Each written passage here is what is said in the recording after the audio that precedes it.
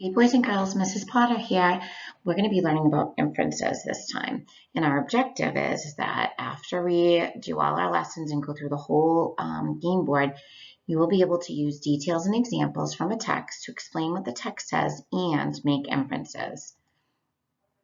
So how do we make an inference anyway? One thing we do is we use clues from the text and we put it together with what we already know, which is our schema. Okay, that's pretty much all we do. You guys do this all the time. You do a really good job with it too.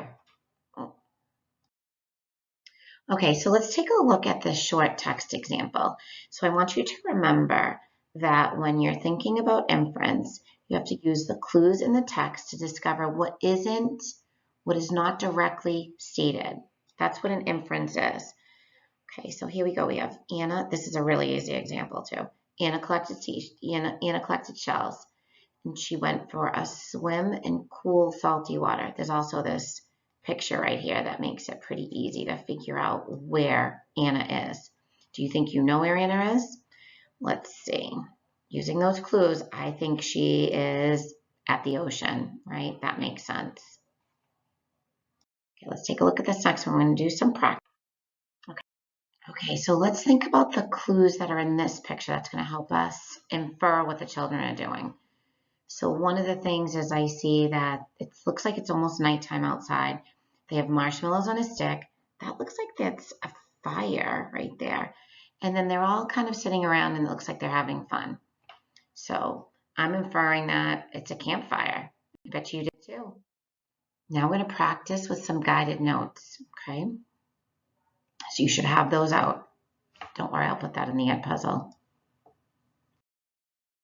Okay, so let's take a look at this. We're going to read the information in the text, and then we're going to go ahead and make an inference. So first I'm reading this. It says, why did Jenna go upstairs? Okay, and this is asking me, what makes you think so? So that those are like the clues. So it says, Jenna went upstairs and quietly peeked into a dark room. Okay, she listened for a moment, then went back downstairs.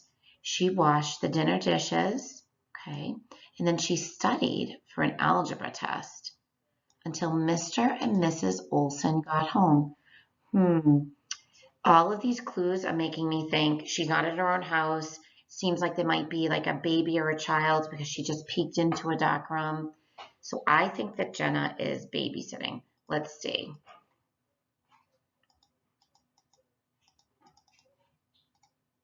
She was babysitting, and what makes us think so? These are the clues. She peeked into a dark room. She was quiet until Mr. and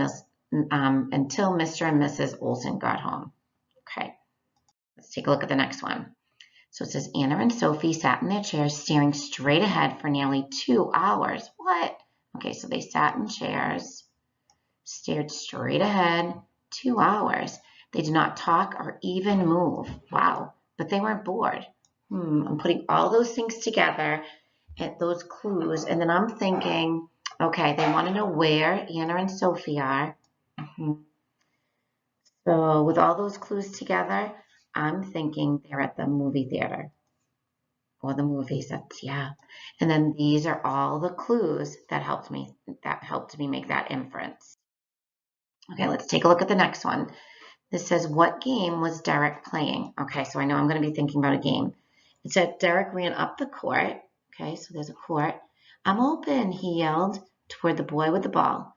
The boy passed the ball to Derek, and he made his shot. Okay, so he passed it, made his shot.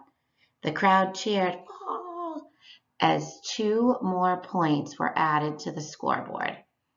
Okay, so all those things, the court, pass the ball, 2 points, scoreboard, that makes me think that he was playing basketball. And you see how I put all the examples or the evidence from the text that helped me decide that inference. Okay, this is the last one. So it says, what happened to Sasha's library book? So Sasha handed the book to the librarian. The librarian opened the book and found crayon scribbles on almost every page. Eeks! I'm really sorry, said Sasha. I should have kept the book in my room. Okay, so using all of those clues that I underlined, I think what happened to Sasha's library book was that there was somebody in her house, maybe a younger brother or sister, that colored on it. Yeah, someone did. And these were the clues that helped me figure that out. Okay, so that's the inference lesson. You'll be practicing more. You'll be practicing with some friends. You'll be doing all kinds of different activities, and I hope you have a really good time with this.